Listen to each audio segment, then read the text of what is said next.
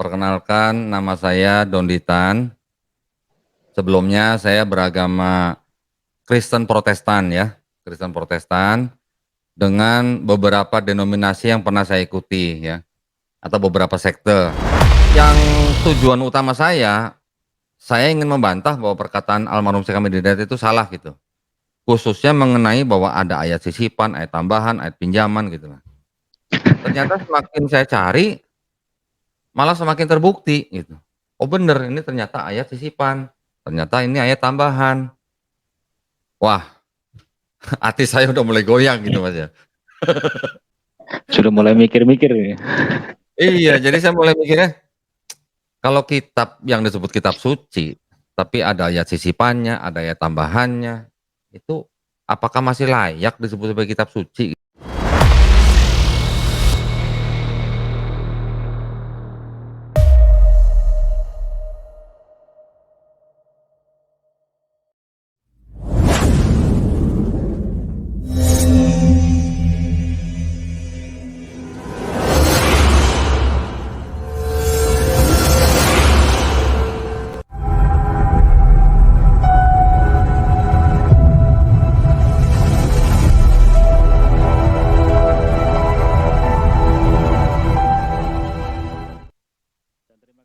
Bismillahirrahmanirrahim.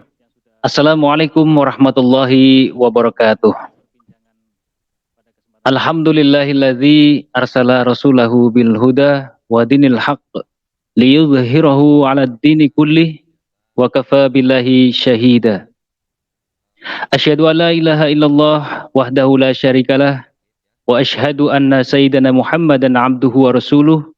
Allahumma shalli ala sayyidina Muhammad wa ala ali sayyidina Muhammad. Amma ba'd. Sahabat Mualaf TV dimanapun Anda berada, semoga dalam keadaan sehat walafiat, tak kurang suatu apapun. Jumpa lagi bersama saya Cak Nur di Mualaf TV, tentunya dengan tayangan yang penuh inspiratif, informatif, dan edukatif. Alhamdulillah, pada kesempatan kali ini saya sudah tersambung dengan narasumber yang insya Allah akan berbagi kisahnya kepada kita semuanya. Beliau adalah seorang yang sangat menginspirasi buat kita semuanya, dan beliau adalah seorang pejuang Islam. Baik, mungkin sudah tidak sabar lagi, kita langsung saja sapa beliau, narasumber kita, Koh Donditan.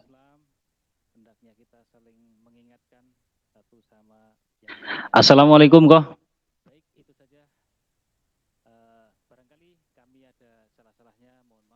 Waalaikumsalam warahmatullahi wabarakatuh. Alhamdulillah, Cak Nur sehat, Cak Nur.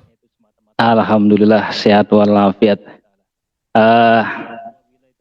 Saya sebelum memulainya nanti saya tanya-tanya dulu. Koh Donditan itu dari anak keberapa dari keluarga? Saya anak kedua, Mas.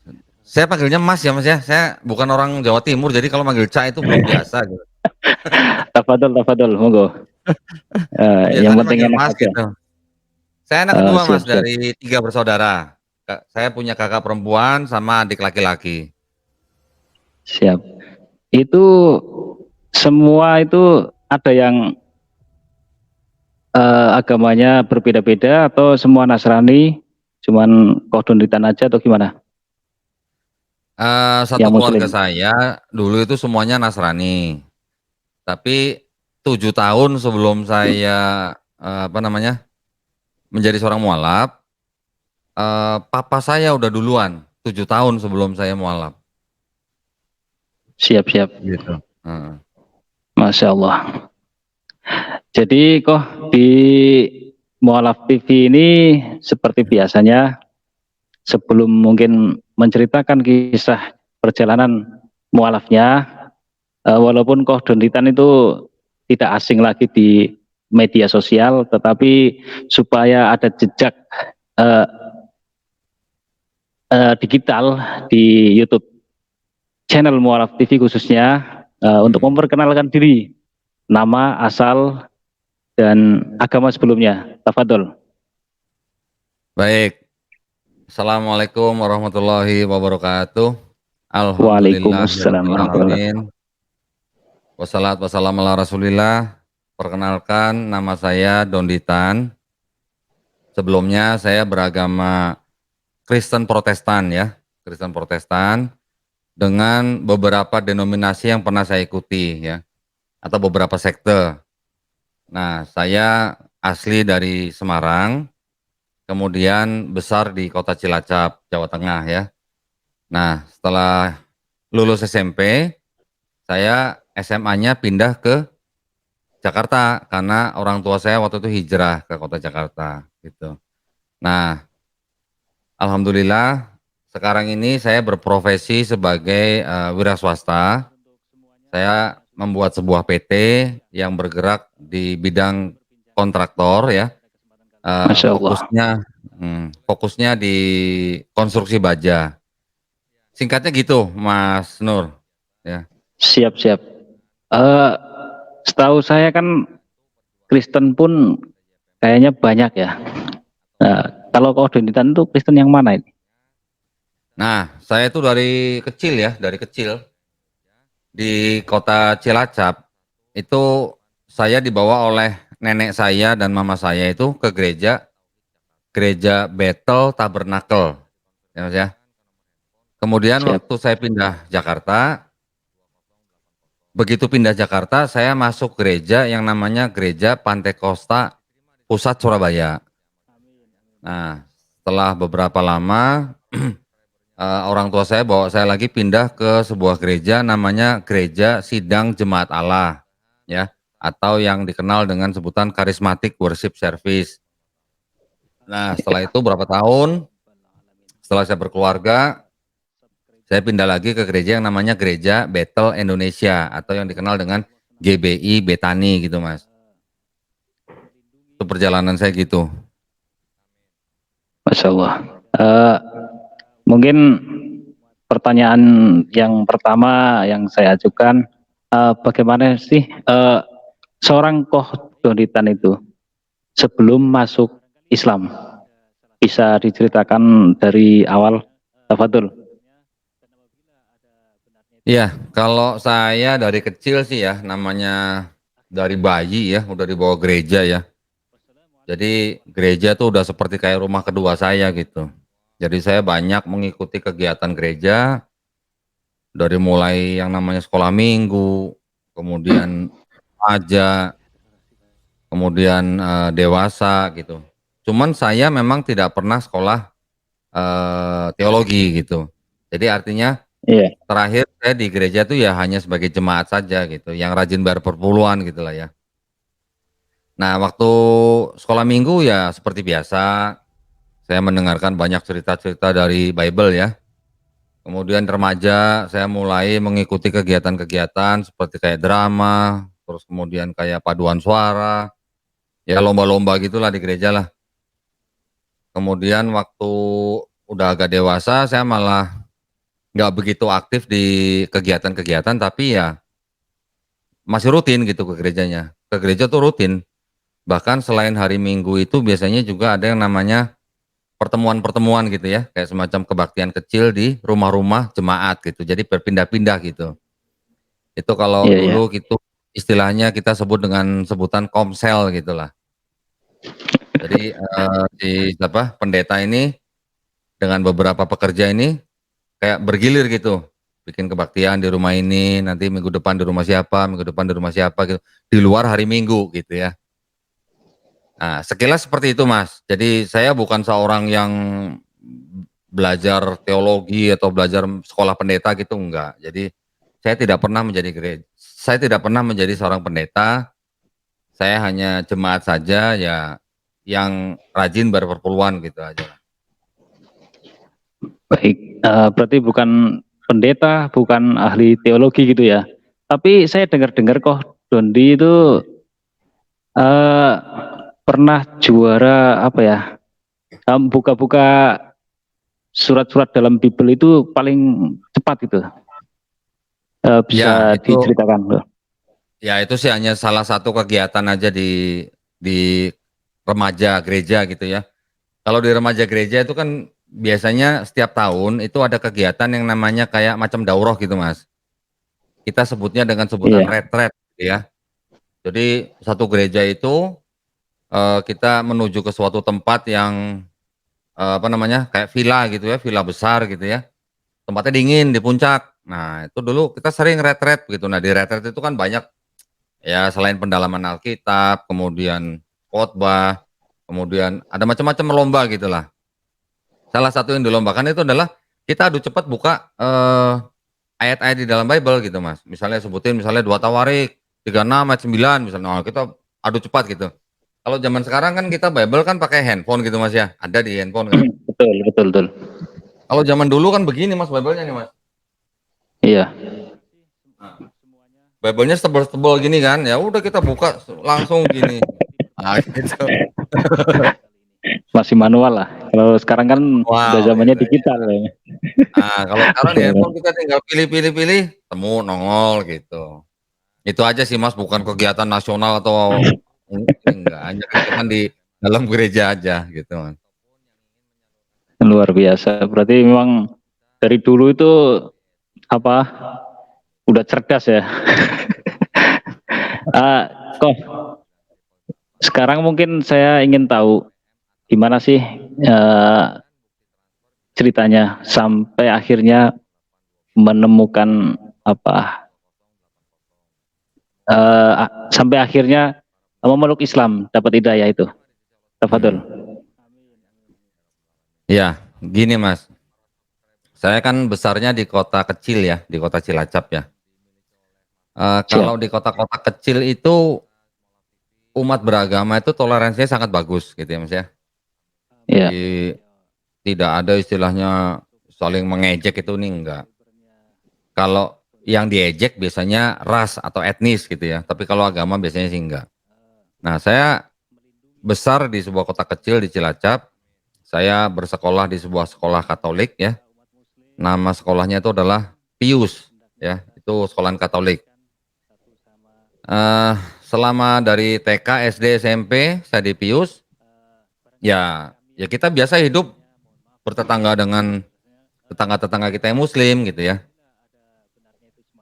Dan selama itu pula saya juga nggak pernah punya punya apa namanya, perspektif atau pandangan yang negatif gitu dengan agama Islam. Nah, waktu saya pindah ke Jakarta, kan ya kita sudah mulai agak agak intens gitulah ya, baca Alkitabnya gitu, baca Bible-nya.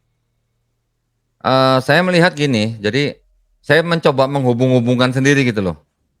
Oh, kalau Kristen itu mengakunya kan, dari Abraham, Ishak, Yakub, anak-anaknya sampai Yesus gitu ya. iya. Kalau Islam itu dari Abraham, Ismail, sampai Nabi Muhammad SAW gitu. Jadi saya tidak punya pandangan yang negatif dengan Islam, saya hanya berpikir, oh, Islam dan Kristen ini hanya agama yang seperti kalau saya analogikan tuh seperti 2 orang bersaudara yang punya satu bapak lain emak gitulah, gitu. Ya, saya tidak pernah berpikir ajarannya tuh sama sekali berbeda gitu, enggak. Saya juga tidak mempelajari Islam waktu itu ya, waktu saya masih SMA juga saya tidak mempelajari Islam. Tetapi saya ingat waktu itu, waktu saya masih SMA, karena papa saya itu seorang pedagang ya, jadi kan memang hidupnya tuh dari dagang gitu ya. Dagangnya tuh di pasar, Mas. Jadi saya dari kecil itu memang besarnya ya di pasar gitu. Kalau pagi saya Memang orang bantu papa lapangan saya ya. bawa barang ke pasar gitu ya. Nanti kalau udah sore saya bantu tutup toko, pulang bawa barang gitu. Jadi saya waktu SD itu udah terbiasa mikul mikul minyak kaleng tahu nggak, Mas, yang berapa 25 kilo itu? Kaleng saya ingat mereknya merek Barco, Mas, yang kaleng kotak itu agak tinggi itu, ya. Jadi saya waktu kelas 5 SD tuh udah terbiasa mikul, Mas, mikul ya. Bukan Iya, jangan iya. gini pakai pikulan, pakai kayu gitu, pakai apa namanya, tali ijuk gitu ya. Saya udah terbiasa bawa itu dari rumah ke pasar atau dari pasar ke rumah gitu. Jadi saya besarnya ya di pasar memang gitu, sampai SMA pun papa saya waktu itu pindah ke Jakarta buka toko ya di pasar gitu. Saya ingat waktu SMA itu di pasar, di sebuah pasar di Jakarta Barat, saya pernah ingat saya ngobrol dengan sama-sama pedagang gitu, mengenai Nabi Ismail dan Nabi Ishak gitu. Nah, dia kan bilang yang dikorbankan itu Nabi Ismail, saya udah terbiasa dengan Bible kan, di Bible tertulis Ishak gitu ya saya kan membantah gitu kan, "Oh bukan itu Ishak," gitu kan. Karena di Bible tulisannya Ishak gitu. Saya ingat betul itu waktu masih SMA itu. Nah, tetapi buat saya itu bukan hal yang terlalu, bagaimana lah ya, saya anggap ya angin lalu lah. Tapi kok herannya Iya, sampai sekarang saya masih ingat gitu. Nah, terus setelah saya berkeluarga, itu kira-kira tahun 2007 lah ya, orang tua saya bercerai. Setelah bercerai, tidak lama kemudian papa saya masuk Islam, gitu. Masya Allah. Saya berpikir, "Loh kok bisa tahu-tahu ke Islam?" gitu ya, padahal seumur hidupnya Kristen gitu ya. Eee, saya belum punya keinginan atau hasrat gitu untuk belajar Islam waktu itu belum. Tetapi yang saya observasi atau yang saya amati itu justru dari pelaku-pelaku yang memeluk agama Islam gitu, Mas. Jadi muslim-muslimnya yang saya amati gitu. Iya, Mas tahu sendirilah ya kalau di TV kan ada berita ini, berita itu kan. betul Ya betul. karena kita negara muslim terbesar di seluruh dunia, jadi kan ya banyak berita yang melibatkan orang Islam gitu kan. Islam. Yang saya amati ini orang Islam kok sering tawuran, sering berantem, sering ini, sering itu gitu. Saya mikirnya, "Oh, kok kayaknya agamanya kok kayak kurang damai," gitu ya. Saya waktu itu belum punya pikiran bahwa media itu bisa mem-framing golongan tertentu gitu. Oke, setelah 7 tahun papa saya masuk Islam, kira-kira 2 tahun lah sebelum saya masuk Islam, saya mulai tergelitik gitu Mas untuk belajar Islam gitu. Itu berapa tadi ya, 2007 ya? Iya, 2007, kira-kira berarti 2012 lah saya mulai belajar Islam gitu. Tetapi sebenarnya belajar Islamnya masih belajar ya hanya kulit-kulitnya sajalah gitu. Tetapi sebenarnya pada waktu itu yang memicu saya untuk belajar Islam adalah karena saya menonton video-video dari almarhum Syekh Ahmed Didat ya. Masya Allah. Tahu sendiri kan Mas, sebagai seorang Kristen kan kalau denger Bible-nya diobok-obok panas dong. Betul betul. Iya dong. Kalau Iya, bilang nggak panas mah itu inilah, enggak lah, saya pikir pasti panas lah. Karena panas. almarhum Syekh Ahmed Didat juga itu bisa menceritakan, bisa membacakan, bahkan bisa membuka ayat-ayat yang menurut dia itu tidak asli gitu. Waduh, kok bisa gitu ya? Kitab suci kok bisa ada ayat tidak asli gitu, itu kan saya baru dengar gitu ya. Sekarang kalau Mas Nur nih, kalau Mas Nur saya bilang nih, Al-Qur'annya orang Islam itu ada ayat yang tidak asli gitu, perasaannya Mas Nur gimana? Langsung saya tinggalkan itu. Nah, tapi kan belum Palsu terbukti. berarti. Ya, tapi kan belum terbukti. Tapi kan Belum. Mas Nur pasti punya rasa ingin tahu bener nggak gitu ya, tidak asli gitu kan, pasti cari ada rasa ingin tahu kan, membuktikan gitu loh. Betul. Iya. Jadi waktu saya mulai menonton video-videonya almarhum Syekh Ahmed Didat itu, saya nontonnya Mas, sambil pegang Bible Mas, sambil pegang Bible, pegang kertas, pegang bolpen. Apa yang dia omong saya catat, apa yang dia omong saya catat, saya bisa langsung buka gitu. Ternyata bener ya yang dia ngomong ya, ayat-ayatnya itu bener gitu. Terus dia bisa menghubung-hubungkan gitu ya, ayat mana gitu ya. Kok bener ya gitu. Karena seringnya saya menonton itu kan jadi catatan saya kan jadi banyak Mas ya. Saya ingat Iya, dulu iya. nyatetnya itu saya pakai, Mas tahu kertas itu nggak? Kertas yang Post-it, yang kertas kuning atau merah yang bisa dicopot, ditempel Iya, di mana, copot tempel di mana gitu, inget tahu kan? iya tahu tahu. Nah, itu dulu meja kerja saya itu penuh dengan catatan-catatan seperti itu gitu, di meja kantor saya. Itu waktu itu kan 2012 saya udah mulai buka PT sendiri kan. Nah, ya namanya saya yang punya PT, meja saya cukup besar, Itu penuh dengan catatan-catatan seperti itu gitu. Anak buah saya juga kadang-kadang bingung, "Ini apaan sih Pak?" Gitu. Masya Allah. Nah, dari situ saya jadi kan mulai merasa, "Ah, saya harus bisa membantah dong," gitu. Ya karena saya nonton video dia di luar negeri, paling tidak saya membantah untuk diri saya sendiri gitu loh Mas. Paham ya maksud saya ya? Iya, ya. Oh, saya ingin membuktikan bahwa perkataan almarhum Syekh Ahmad Didat tuh salah karena jawabannya tuh ini, gitu. Ya memang saya cari jawabannya. Ada yang, apa namanya, ada yang ketemu jawabannya, tapi jawabannya tuh jawaban-jawaban yang, apa ya, oh ini karena mungkin ada, apa namanya, konteks yang berbeda atau mungkin ada konversi angka-angka gitu ya. Tetapi pada waktu Syekh Ahmad Didat itu berdebat dengan seorang pendeta, dia membacakan satu perikop ya, yang kata-katanya itu sama persis ya di kitab, disebut misalnya kitab ini gitu ya, dibacakan sama almarhum Syekh Ahmad Didat nih. Pendetanya tuh membaca sambil mendengarkan almarhum Syekh Ahmad Didat nih. "Ya betul betul betul," gitu ya. Ternyata apa yang dibacakan almarhum Syekh Ahmad Didat itu dari kitab yang lain Mas, maksudnya dalam satu Bible tapi, kitabnya beda-beda kan. Iya, Jadi misalnya di Raja-Raja, tapi almarhum Syekh Ahmad Didat bacanya dari Yesaya gitu.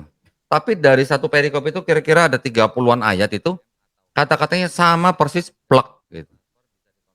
Nah, saya mulai mikir, kok bisa begini ya Bible-nya? Kok bisa sama persis gitu? Berarti timbul pertanyaan kan, yang ini nyontek yang ini atau yang ini nyontek yang ini gitu kan. betul, betul. Nah, itu satu. Terus kemudian dia juga bicara bahwa ayat di dalam Bible itu ternyata ada yang tidak asli, sisipan, tambahan. Jadi dia tuh istilahnya saya ingat apa ya? Fabrication, concoction, interpolation gitu. Nah gitu-gitulah. Nah, alhamdulillahnya karena saya dari kecil sudah disuruh ikut kursus bahasa Inggris, jadi pada waktu itu saya tidak begitu kesulitan gitu memahami apa yang dikatakan oleh almarhum Syekh Ahmad Didat gitu ya. Jadi saya paham bahasa Inggris. Jadi waktu SMP pun saya sudah paham gitu. SMA lebih bagus gitulah. Jadi saya mencari bahan-bahan untuk membuktikan bahwa perkataan almarhum Syekh Ahmad Didat itu salah juga saya carinya bahan dari yang materi-materi yang dari luar negeri gitu Mas, yang berbahasa Inggris gitu. Iya, Kalau saya cari-cari yang di dalam bahasa Indonesia ya ada sih ada, tapi tidak begitu banyak lah gitu ya. Eee, yang tujuan utama saya ingin membantah bahwa perkataan almarhum Syekh Ahmad Hidayat itu salah gitu. Khususnya mengenai bahwa ada ayat sisipan, ayat tambahan, ayat pinjaman gitu lah. Ternyata semakin saya cari, malah semakin terbukti gitu.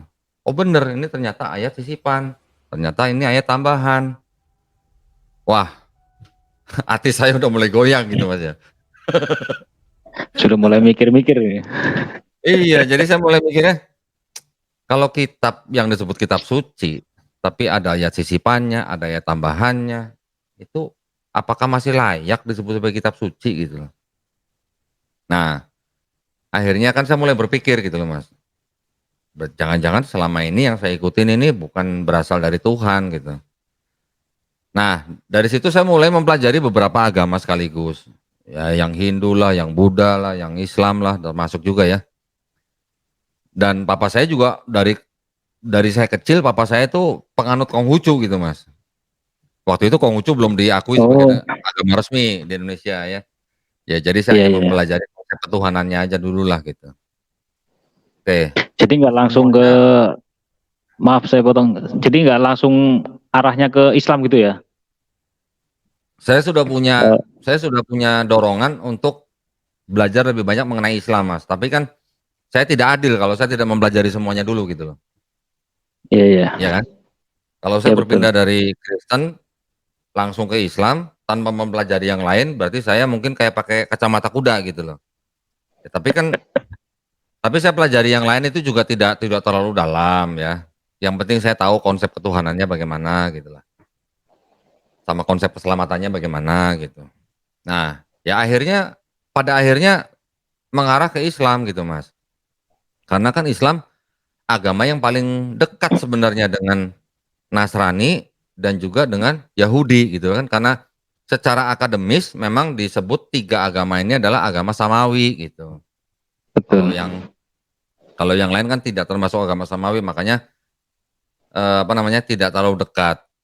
Tetapi setelah saya mempelajari Islam, terbuka semua gitu loh. Terbuka semuanya gini Mas maksudnya. Masya Allah. Terbukanya semua gini, oh ternyata Islam itu bukan agama baru ya gitu. Agama barunya itu hanya dianggap setelah ada Quran dan Nabi Muhammad SAW. Tetapi secara esensinya di dalam Quran, semua nabi-nabi sebelum Nabi Muhammad SAW itu adalah semuanya Muslim. Betul. Walaupun tidak bisa dikatakan Islam yang sama dengan yang kita anut sekarang, tetapi secara akidahnya sama gitu loh Mas. Akidahnya sama, la ilaha illallah Iya, gitu. Cuman syariatnya yang ketauhidannya. berbeda-beda gitu loh maksudnya.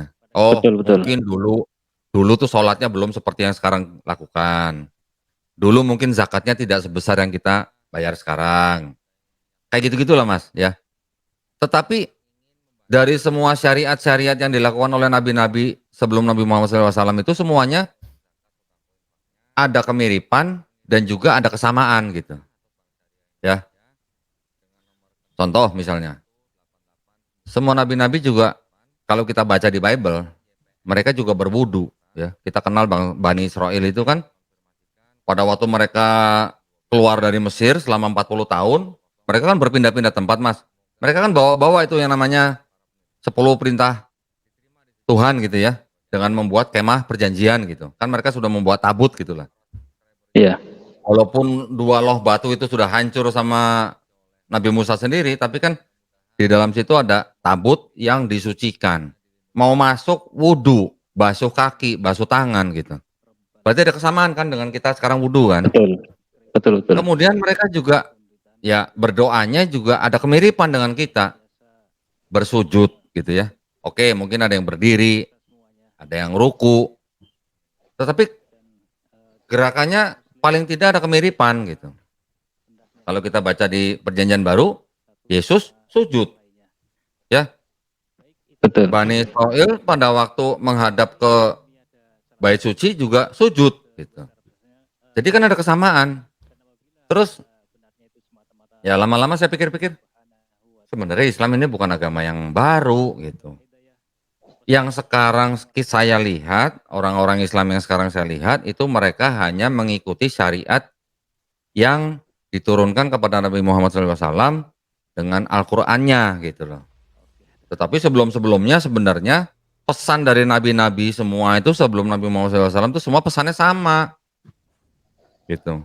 Semua pesannya tidak ada Tuhan selain Allah gitu.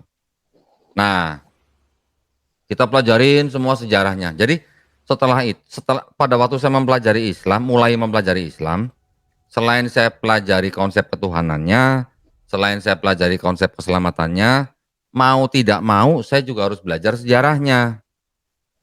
Sejarahnya saya harus pelajarin sejarah Islam, juga sejarah Kristen gitu loh Mas. Mau nggak mau kan? Iya, Eh, semakin saya pelajarin, malah akhirnya semakin terbuka gitu. Terbukanya maksudnya gini, oh ternyata kalau menurut sejarah, Kristen ini malah sebenarnya tidak mengikuti yang disebut dengan monoteisme gitu. Ternyata atau tauhid ya Mas ya. Ternyata Kristen iya, ini mempunyai paham yang disebut Tuhan yang Esa itu pahamnya berbeda dengan tauhidnya orang Yahudi dan tauhidnya orang Islam gitu ya. Karena setelah saya pelajarin makin dalam, ternyata ada pengaruh daripada politeisme Yunani kuno di dalam perkembangan Kristen awal gitu Mas ya. Nah, gara-gara itu juga saya mau nggak mau juga harus belajar sedikit mengenai Yudaisme atau agama Yahudi. Karena kita tidak bisa menghilangkan apa namanya, benang merahnya gitu loh Mas. Saya juga baru sadar ternyata di dalam Bible yang saya pegang dari kecil itu ternyata setengahnya itu adalah kitabnya orang Yahudi gitu loh.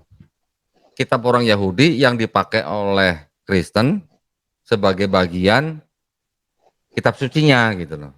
Ya. Kan kita tahu ya kalau Iya. di dalam Bible ini kan ada yang disebut dengan Perjanjian Lama dan Perjanjian Baru. Perjanjian Lama itu ternyata berasal dari kitabnya orang Yahudi yang diterjemahkan dari bahasa Ibrani ke bahasa Yunani. Proses penerjemahannya, buku apa saja yang diterjemahkan oleh siapa itu semua saya pelajarin, Mas. Kapan diterjemahkan itu semua saya pelajarin. Terus Masya Allah. kapan yang namanya Perjanjian Lama itu mulai dipakai oleh kekristenan, kapan kitabnya orang Yahudi itu ditulis, oleh siapa, mau nggak mau harus saya pelajarin semua gitu. Jadi saya yang istilahnya seorang waktu itu sebagai seorang kontraktor gitu ya, malah belajarnya agama gitu jadinya. Luar biasa itu. Nah ya ini mungkin sudah qadarullah ya Mas ya, jadi mungkin Jangan-jangan karena kontraktor yang syariah. bukan, Lanjut saya Mas. juga tetap fokus dengan perusahaan saya. Ya alhamdulillah dari 2012 sampai sekarang masih ada kan berarti kan masih bertahan gitulah ya. Saya Siap. juga konsen ke perusahaan saya, tetapi kan kalau namanya kontraktor itu kan tidak setiap hari itu apa namanya seperti sebelumnya kan saya kerja di sebuah perusahaan yang cukup besar, tidak ada istilahnya waktu luang gitulah. Nah, waktu saya punya perusahaan sendiri kan saya punya waktu kan lebih lebih apa namanya lebih fleksibel gitu buat saya gitu, ya kan. Istilahnya orang waktu itu di kantor aja saya bisa latihan pingpong 2 kali seminggu Mas, apa 3 kali seminggu gitu. Kantor saya ruko Mas 2 lantai, kantornya di atas bawahnya meja Masya pingpong, Allah. Pak. Masya Allah. Ya, jadi saya punya banyak waktu luang gitu untuk belajar. Ya, setelah saya pelajarin ke sini ke sini ke sini,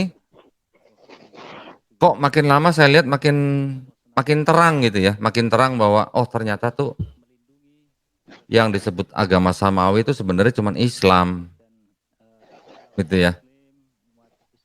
Kalau kita sampai sekarang pun orang-orang akademis pasti akan berkata agama samawi adalah Yahudi, Kristen, Islam gitu ya. Iya. Tapi semakin kita pelajarin Islamnya secara akidah, yang disebut agama samawi ya cuman Islam, menurut perspektifnya Islam gitu ya. Jadi Iya. tolong jangan salah paham sama saya. Kalau secara akademis yang disebut agama samawi adalah agama Yudaisme atau Yahudi, Kristen dan Islam. Tetapi kalau dari kacamatanya Islam sendiri yang disebut agama samawi itu ya cuman Islam gitu loh. Boleh dong ya, ini kan perspektif satu pihak gitu kan ya. Iya. Nah, waktu itu setelah saya selesai nonton video-videonya almarhum Syekh Ahmad Didat, termasuk yang dia ceramah, termasuk yang dia debat, beralih tuh ke video-video Dr. Zakir Naik, ya kan Mas? Ah, itu Dr. Zakir Naik lebih dahsyat lagi gitu ya. Almarhum Syekh Ahmad Didat itu kan gurunya Dr. Zakir Naik, ya kan? Almarhum Syekh Ahmad Didat itu belajar kristologi itu selama kurang lebih 40 tahun. Apa yang dipelajarin oleh almarhum Syekh Ahmad Didat selama 40 tahun, itu semuanya diambil sama Dr. Zakir Naik hanya dalam waktu 4 tahun gitu. Masya Allah, jadi kalau dengerin kajian dia, bahkan yang debat dia dengan beberapa pendeta gitu ya, Masya Allah itu jadi udah, kalau orang sekarang bilang mantul gitu ya, istilahnya. Karena gini Mas, kalau almarhum Syekh Ahmad Didat itu kan biasanya dia berdebat, itu yang dibicarakan Eee, selain daripada versi Bible, terjemahan Bible dan segala macam, dia lebih banyak berbicara mengenai teologis, Mas, ya. Teologis itu maksudnya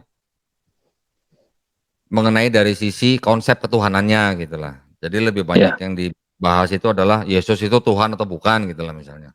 Atau Yesus itu disalib atau enggak gitulah misalnya. Tetapi kalau Dokter Zakir Naik kan selain itu dia hafal beberapa kitab, dia juga berbicara mengenai Quran yang dihubungkan dengan masalah sains ya, ilmu pengetahuan, itu makin menambah keyakinan saya gitu loh. bahwa benar Quran ini bukan karangan orang. Ini pasti wahyu daripada Allah Sang Pencipta. Karena apa yang dibuktikan pada zaman sekarang sudah ditulis 1400 tahun sebelumnya, yang mana orang zaman itu pun mungkin nggak tahu gitu loh maksud ayat itu apa gitu loh. Betul. Betul kan, Mas? Betul sekali. Sahabat-sahabat Nabi juga mungkin pada waktu mendengar ayat dari Rasulullah juga mungkin pada nggak tahu itu maksudnya apa gitu loh. Orang terbuktinya mungkin baru 50 tahun yang lalu, mungkin baru 100 tahun yang lalu gitu. Sekarang kalau Betul. Rasulullah membacakan ayat-ayat misalnya, gunung itu kami jadikan pasak gitu misalnya. Apa orang Arab kira-kira tahu gitu, gunung itu pasak? Ya kan? Kalau Iya. Rasulullah membacakan ayat misalnya besi itu berasal dari langit gitu ya. Kami menurunkan besi gitu ya supaya bermanfaat bagi umat manusia. Apa orang Arab pada zaman itu tahu kalau besi itu asalnya dari langit gitu? Nggak mungkin lah ya. Kalau Rasulullah mengatakan laut yang tidak bisa bersatu gitu misalnya. Apa kira-kira orang Arab Quraisy pada waktu itu tuh pernah ngeliat laut yang tidak bisa bersatu gitu? Nggak mungkin lah ya. Begitu juga Rasulullah mengatakan ayat-ayat misalnya dalam hal bintang atau mungkin embriologi atau mungkin zoologi atau mungkin geologi gitu. Saya yakin orang-orang yang mendengar ayat-ayat pada saat itu tuh pasti pada nggak tahu maksudnya apa gitu. Walaupun disampaikan dalam bahasa Arab yang mereka sangat tahu, kenal, tapi belum tentu mereka paham gitu maksudnya apa gitu, ya. Jadi menurut saya itu luar biasa sebuah ayat-ayat ya yang diturunkan pada saat orang-orang itu mungkin pada belum bisa memahami secara penuh, ternyata terbuktinya tuh setelah 1400 tahun gitu. Jadi nggak mungkin ini karangan seorang manusia gitu loh. Karena untuk membuktikan ayat-ayat yang dibacakan oleh Rasulullah itu perlu alat-alat, Mas. Nggak bisa dengan mata telanjang, nggak bisa hanya dengan apa namanya, eee, kita nyebur ke laut gitu untuk melihat kedalaman laut berapa gitu, nggak bisa dong. Pasti butuh alat, Mustahil alat lah. selam, butuh mikroskop, butuh teleskop dan segala macam. Alat-alat itu baru ada di abad mungkin abad 19, 20 gitu loh, 21 gitu sekarang. Nah, kalau pada zaman itu Rasulullah mengatakan pada sahabat-sahabatnya ya, membacakan ayat-ayat Quran ya misalnya ya, melafazkan maksudnya bukan baca tulisan begini ya, melafazkan ayat-ayat Quran mengenai misalnya alam semesta itu berkembang misalnya. Menurut Mas Nur kira-kira sahabat-sahabat Nabi pada waktu itu paham nggak itu? Bengong paling. Masih bengong ya? Bengong. Karena Masih bengong, itu iya. kan hanya menghafal aja. Iya. Jadi mereka hanya menghafalkan, tapi mungkin mereka nggak tahu maksudnya apa gitu lah ya. Dan Betul. nggak pernah lihat juga gitu apa yang dikatakan di dalam ayat Quran itu kan.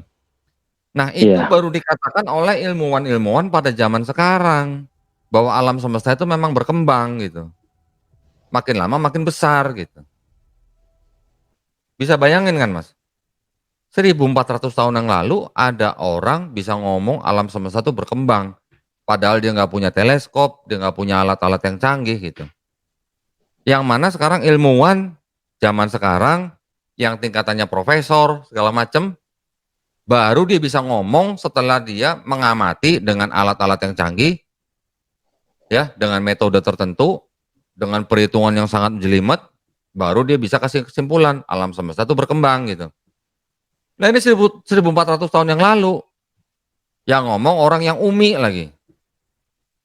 Hal-hal seperti itu buat saya gimana ya? Ya walaupun saya bukan orang sains, Mas, tetapi kan kita paham ya, namanya sains itu kan kalau sudah membuahkan sebuah hukum sains itu kan tidak main-main gitu loh. Dia bisa memberikan hukum Newton misalnya. Kan dia nggak cuma asal jeplak aja ngomong, "Nih hukum Newton begini." Kan dia pasti melakukan percobaan yang berulang kali gitu kan. Betul. Penelitian. Nah nah, jadi maksud saya, buat saya ya ini nggak mungkin gitu loh ya, nggak mungkin ini karangan manusia gitu loh. Ditambah lagi,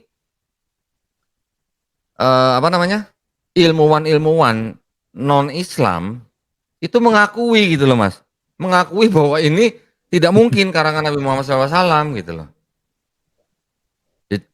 Tambah yakin lagi dong saya dong. Perkara Iya, dia setelah mengakui dia mau masuk Islam atau enggak itu bukan urusan kita ya. Tetapi kita yang mau menggunakan akal seharusnya bisa mikir. Nggak betul. mungkin lah, nggak mungkin gitu loh seorang seorang yang ummi bisa mengatakan hal-hal seperti itu kalau tidak mendapat wahyu gitu loh Mas. Nah, nah setelah itu saya memperdalam Islamnya juga nggak yang seperti langsung masuk pondok pesantren gitu enggak. Tapi ya lebih banyak saya mendengarkan kajian-kajian malah yang berasal dari guru-guru yang dari luar negeri gitu. Misalnya kayak Ustadz Hussein Y atau Ustadz Noman Ali Khan atau Ustadz Philip gitu-gitu.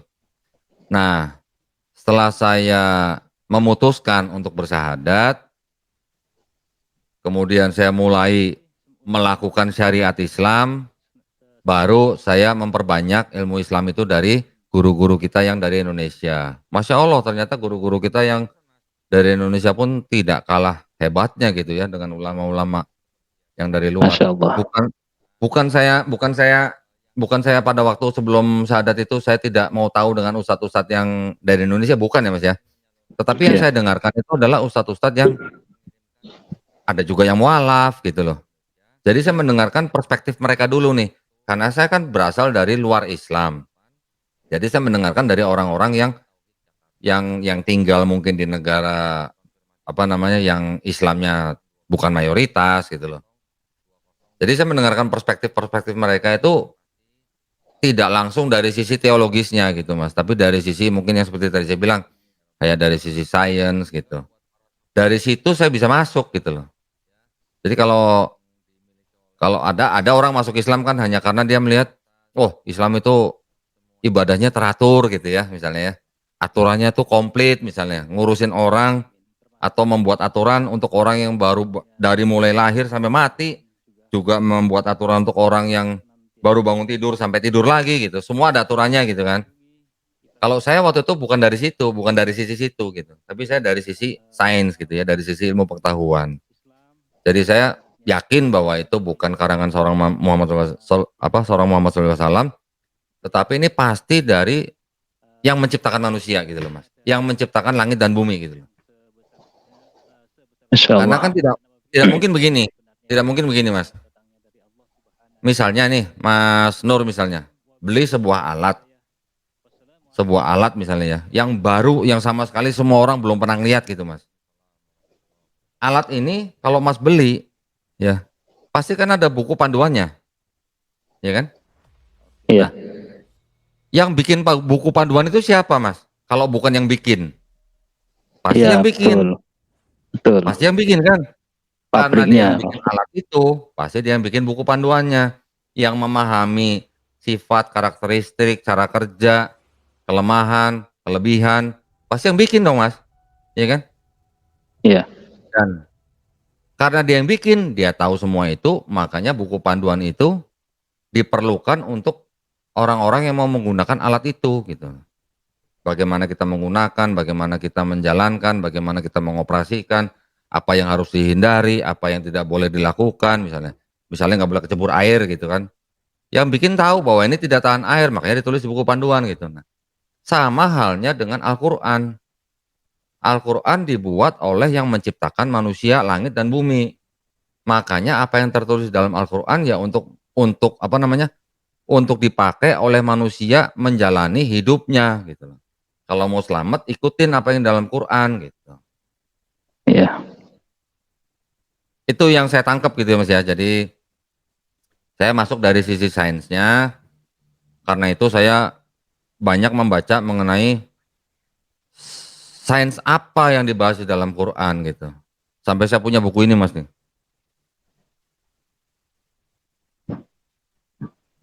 Luar biasa. Ini Mas. Ini buku setebal ini nih. Ya, sains Al-Quran, sains dalam Al-Quran. Ini luar biasa ini Mas kalau kita baca semua ya dalamnya, Masya Allah. Itu pengarangnya siapa itu? Ini pengarangnya dari Dr. Nadia Tayyarah. Ya. Ini dalam bahasa Indonesia bukunya. Masya Allah. Ada juga buku yang dari Profesor Maurice Bucaille, ya. Ini.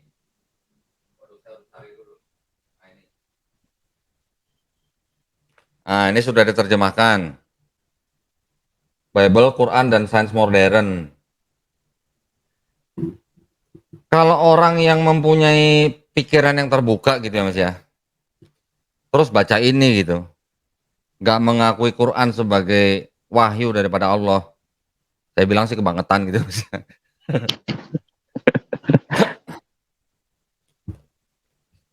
Ya, jadi alhamdulillah Allah memilih saya, ya, memilih saya sebagai salah satu orang yang paling beruntung, ya, yang Masya Allah. yang apa ya? Saya sebenarnya berpikirnya mungkin manusia tuh nggak pantas gitu ya diberikan hidayah gitu ya. Tetapi hidayah itu kan hanya milik Allah Subhanahu wa taala ya. Yang Ya, milih orang yang dapat hidayah siapa kan Allah. Itu kan haknya Allah, betul. hak prerogatif gitu ya. Ya, Saya mau milih siapapun itu mah suka-suka saya gitu loh. Nah, kok alhamdulillah saya terpilih gitu loh menjadi orang yang menerima hidayah daripada Allah Subhanahu wa taala untuk masuk Islam. Nah, Masya Allah. karena saya dari kecil istilahnya sudah akrab dengan lingkungan gereja gitu ya. Jadi kan dan keluarga saya dan keluarga besar saya itu juga rata-rata semuanya beragama Kristen. Otomatis kan saya harus punya jawaban, Mas. Kalau misalnya ditanya sama Betul. keluarga saya. Iya kan? Ya, Betul, betul. ya ada beberapa yang nanya, banyak yang tidak peduli gitu. Saya mau masuk ini. Tapi jadi keluarga saya bukan termasuk keluarga yang strict. Kamu kalau ada yang mualaf harus menjadi sorotan gitu enggak. Tetapi yang pertama kali nanya ke saya itu malah kakak perempuan saya. Dia manggil saya kan, "Kamu ngapain masuk Islam?" Gitu kan. Biasalah ya. Ya saya jawabnya ya enteng aja, "Oh, saya masuk Islam itu karena saya mau jadi pengikut Yesus," gitu. "Maksudnya gimana? Kan selama ini kita ngikut Yesus," katanya. "Enggak, selama ini kita ngikut Paulus," saya bilang gitu. Ya, malah saya yang bukain ayat-ayatnya gitu. Akhirnya akhirnya ya sudah kakak perempuan saya cuma bilang, "Ya udahlah masing-masing ajalah," kata gitu. Ya tapi tidak merusak hubungan tidak, jadi keluarga saya Iya, bebas-bebas aja, ya dengan motivasi saya ingin membuktikan bahwa pilihan saya itu tidak salah, maka saya harus bisa membuktikan bahwa menurut saya agama saya yang dulu tuh salah gitu. Dari situ dengan bekal belajar saya sebelum saya bersahadat, ditambah lagi dengan, pembelajaran setelah itu ya, ya alhamdulillah, eee, saya istilahnya, bisa menjawablah semua pertanyaan dari keluarga besar saya gitu ya. Terus kemudian setelah saya masuk Islam saya juga, aduh saya kok pengen gitu ya ikut dakwah gitu ya, karena saya tahu di dalam Islam juga dakwah kan sampaikanlah ya walaupun hanya satu ayat gitu ya. Tapi kalau saya mau ikut dakwah, ya walaupun saya kontraktor boleh dong dakwah dong ya.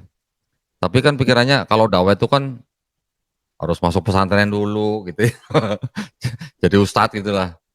Saya waktu itu udah mau masuk pondok Mas, mau ceritanya mau mondok gitu lah, tapi nggak yang full gitu lah ya, hanya temporary gitu lah. Qadarullah saya waktu itu pas mau mondok malah nggak jadi sama seorang teman saya dikenalkan dengan seorang habib Mas.